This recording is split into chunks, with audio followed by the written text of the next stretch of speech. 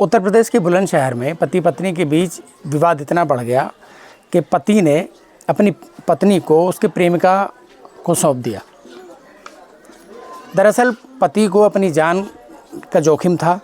पत्नी लगातार उसको धमकी दे रही थी कि नीले ड्रम में और सीमेंट में चिनवा दूंगी।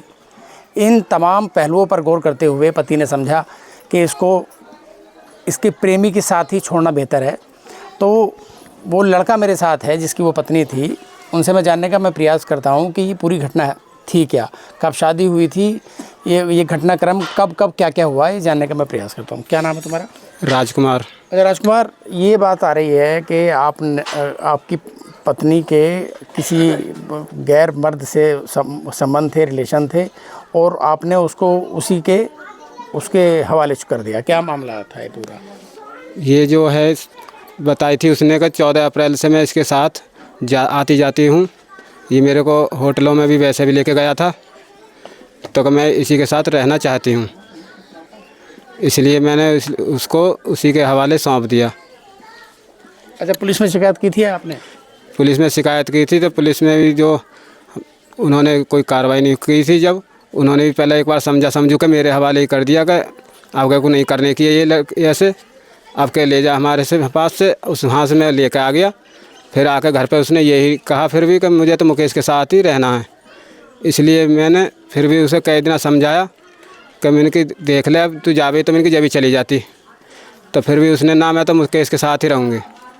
मैंने फिर चुप लगा गया। फिर भी अपना आप उसने फिर वहाँ पर जाकर कंप्लेंट दे दी कि ये मेरे को मारना चाहते हैं, और वो मेरे से 15 दिन का टाइम मांगा था लड़के ने जो, और वो मेरे को लेने नहीं आया। एक गौरव नाम का लड़का था, उसने मेरे को धमकी दी थी। शीतल ने कहा था कि मेरे को गौरव नाम के लड़के ने धमकी दी थी कि तू अगर वहाँ पर गई तो ये तेरे को मार के फेंक देंगे। इसलिए मैं उसे फिर ले आया, मेरे पास को बदल गई थी वो। उसने फिर वहाँ कंप्लेंट गिर दी, महिला सेल में भी वो भी आया था। तो वहाँ मैम जी के सामने भी उसने यही कहा था मैं मुकेश के साथ रहना चाहती हूँ। मैंने भी कह दिया, मैंने कि अगर ये इसके साथ खुश है तो मैं इसके साथ भेजने के लिए मैं भी तैयार हूँ। तो आपने विदा कर दिया वहीं से ही? हाँ, मैंने वहीं से उसे विदा कर दिया फिर। अच्छा, शादी कब हुई थी? बच्चे कितने हैं आपके?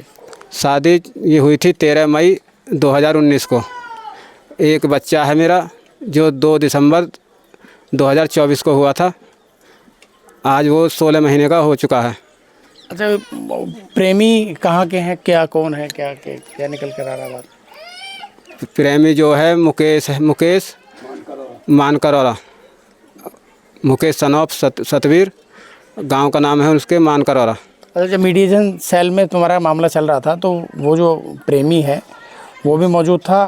क्या क्या बातें हुई वहाँ, और फिर आपने रजामंदी किस आधार पर दी? वो मौजूद था वो अंदर ही।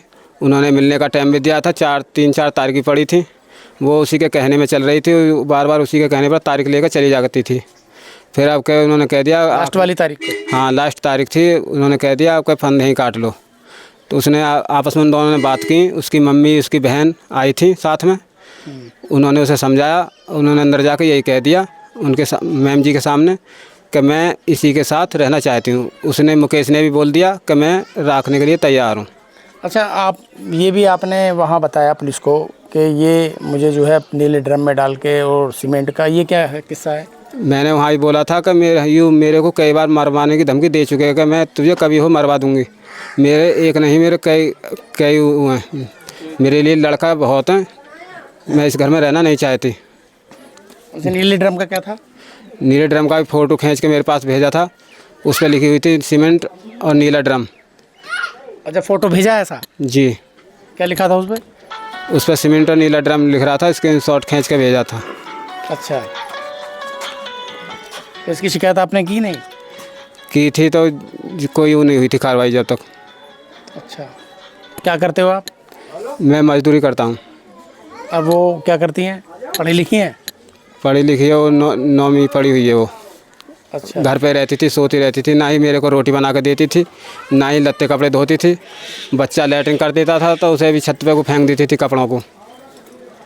अच्छा, तो अब क्या है फाइनल?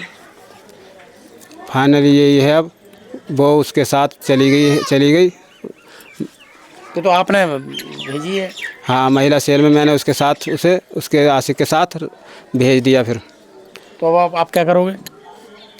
मैं उससे अपना फैसला करूँगा बस। अच्छा, तो ये पीड़ित पति है, साफ तौर पे कहना है कि जान से मारने की धमकी दी जा रही थी। अगर ये रिश्ता यहीं ख़त्म ना होता तो उसकी जान पर भी बन आ सकती थी। शाहनवाज चौधरी, न्यूज़ 24, बुलंदशहर।